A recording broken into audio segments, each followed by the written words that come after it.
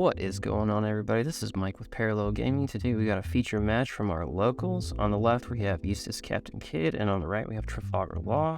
So the Kidd player is going to start out by playing a blocker from his hand. Law player is going to get 2 Dawn, tapping Warren to play a Nami. He's searching the top 5 for a Straw Hat type card. Cannot grab Nami with that, puts it to the bottom.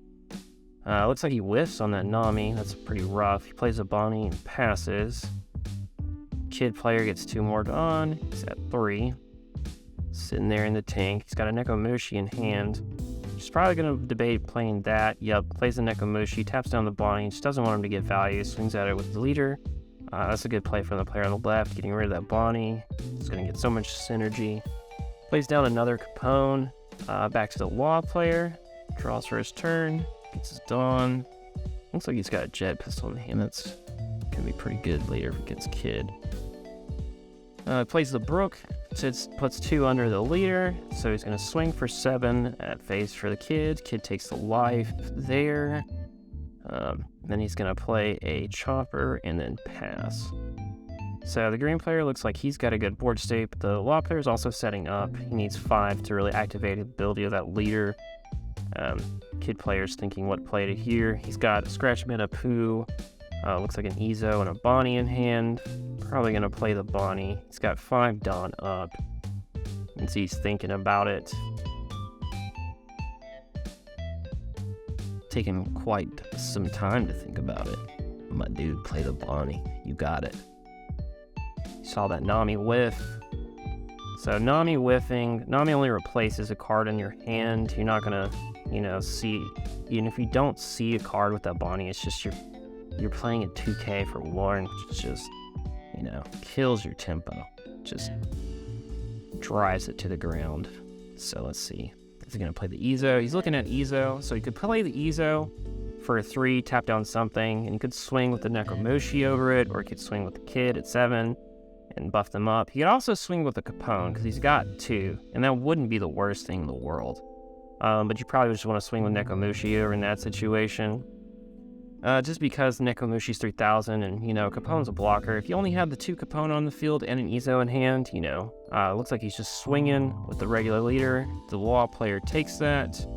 He's going to tap 3 and then play the Ezo and rest the beige. He's going to swing at it with the Nekomushi. Yeah, and he lets that go. I don't think it's worth losing another blocker, because if you block there with a Chopper, he could just swing with the Capone in and get 2 of your cards. And then the Kidd player is playing Bonnie. He grabs the 8-drop Kidd. That's kind of the whole big crux of the format, the big boogeyman. So 2 more Dawn on the Law player. Looks like he has no Tama, Jet Pistol in the hand, so he's ready for that big Kidd. He has a Nico Robin in hand as well, we can see. It's really sky's the limit with Law if you have enough things on board and you can start using him well. He's going to swing with the Brook at Bonnie. The Kidd player is going to block it with the Capone. I think that's a good play there because you have 2 Capone. But he can keep swinging at it and swings it with the leader. Blocks with Capone. Now he'll probably swing with Nami at it because it's not doing much else. Yep, swings at it. He's got a Scratch Mana Poo, so he saves the Bonnie. Questionable play. I could see it going either way. It's like, do you protect the Bonnie? I think if it's one card to protect the Bonnie, it's fine. You're not losing too much from that. If it was 2 cards you had to discard to save the Bonnie, not worth it. Just let her die at that point. So he's playing another Brook. He's swinging the Chopper for 3k at Bonnie, and he takes that. Interesting. And then he plays a Nico Robin and pass. Nico Robin is pretty good in this matchup too, because a lot of stuff we play with Kidd is low to the ground. It looks like he played a Killer.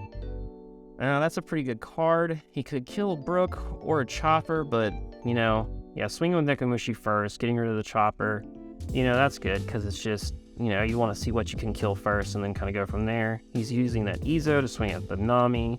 He's going to let him take the Nami. There's not a lot of incentive to keep it other than going for the combo with the Kidd deck, but at this point it's not worth you losing a card in your hand for the Nami, I don't think. So he does play the Killer. He's going to pop the Brook.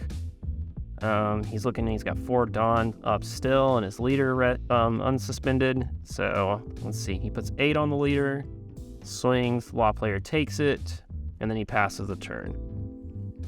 Law player is now at 8 Dawn. See what he does here. Draw for turn. He still has a Nico Robin in the Brook. Nico Robin will do some work. Probably kill either the Izo or the Nekomushi and get rid of the killer. On board. Puts the Dawn under there. Swinging with the Brook first to see if he'll just take a card out of hand to save the Nekomushi. I wouldn't in this situation. I'd be like, okay, he's going to clear my board here, but, you know, it's the board right there. It's just a bunch of vanilla 3Ks at this point. Oh, he's going to Paradise Waterfall. Oh, okay. So he unrests the Izo, and he saves the Nekomushi with that swing. So now Robin is going to go and pop that. But, you know, he's only saving the 3K, really, with the with that Paradise Waterfall. I see it, but I don't like it. Oh, and then there's the Nekomushi coming down, and he can just kill it with the leader. So he got the board anyway. I mean, Paradise Waterfall, it did some work, you know. I can see what he was thinking there, but I just don't think that was the right play necessarily. Drawing the card for turn. Plays the Menace, the 8-drop kid, and now the question is, does he have the blockers to save it, you know?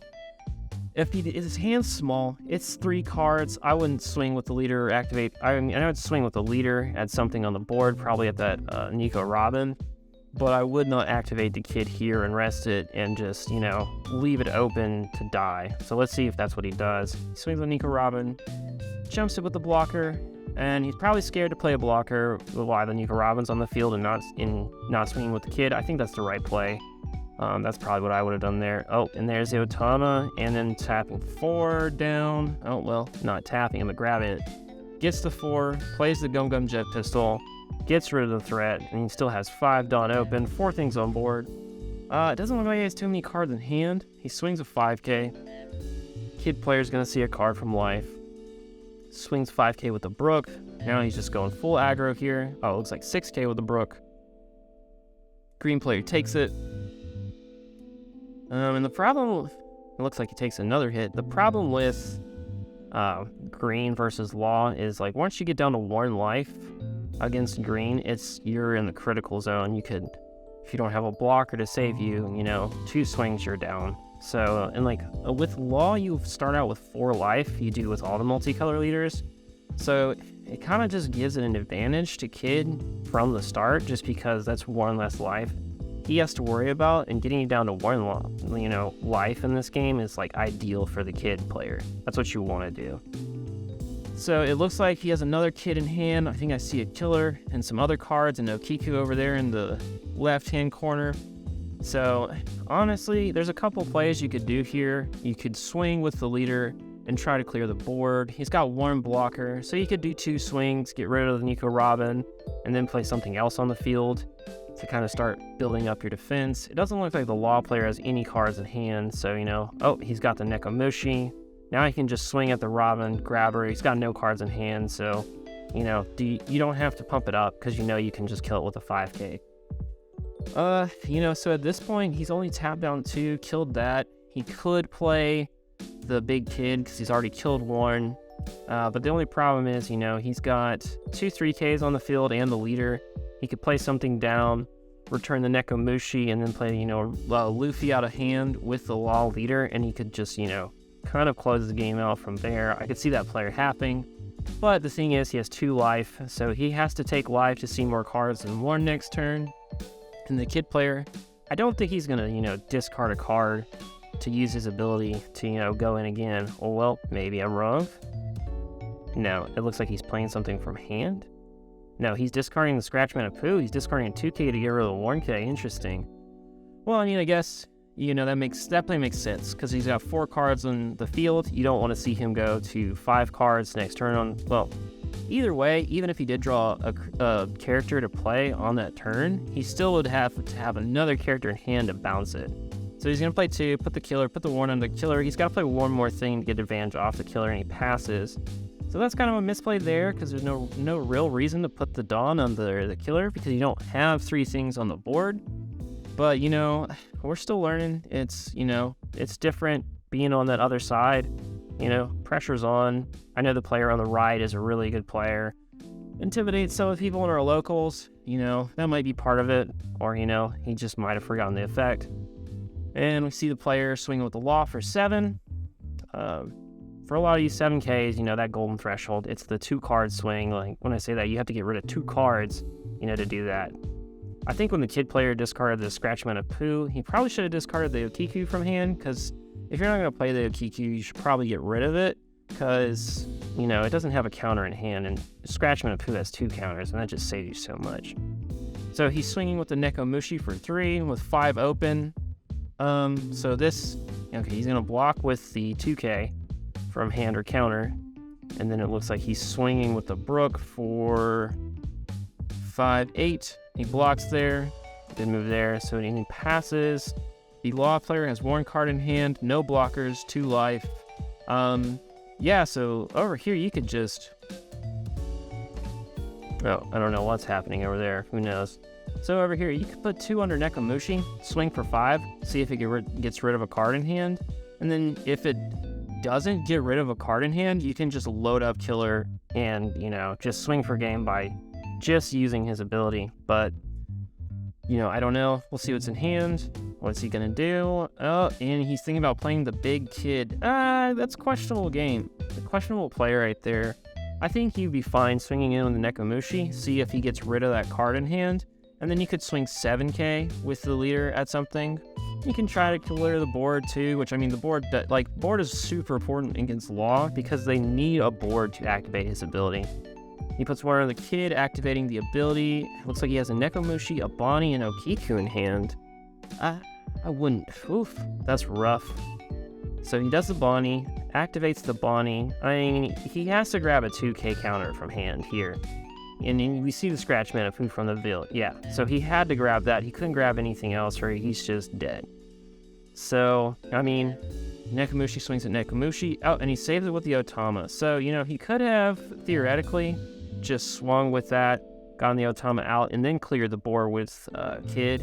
And then, I guess, he's got the big kid down. And he's got 2 counters, I think, in hand. So he's able to save it. Or, just use it as a magnet. So it looks like the Law player's just putting, 7 Dawn under his leader. And he's going 12 at the kid. And he's saving the 3 with the Nekomushi to swing for game.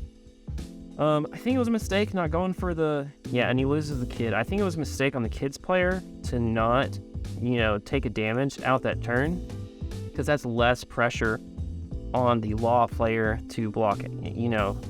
I can play these things, I can keep doing the board. But if he would have taken that 1 life, just chipping that would have put so much pressure. It was like, I have to do something or I die this turn, So that gives the Law player a little bit more time to, kind of close out the game. But, right here, the player on the left, he sees that the Law player has no cards in hand. So he can really start pressuring the board here. I would probably put 2 under Nekomushi and just go for a 5K swing. He can block the Killer and draw a card off of that. And then you can just kind of, swing with Big Kid, and really start pressuring the board. But the thing is, he's not in a great state. If he would have taken that 1 life, he would be able to put more of that pressure on there.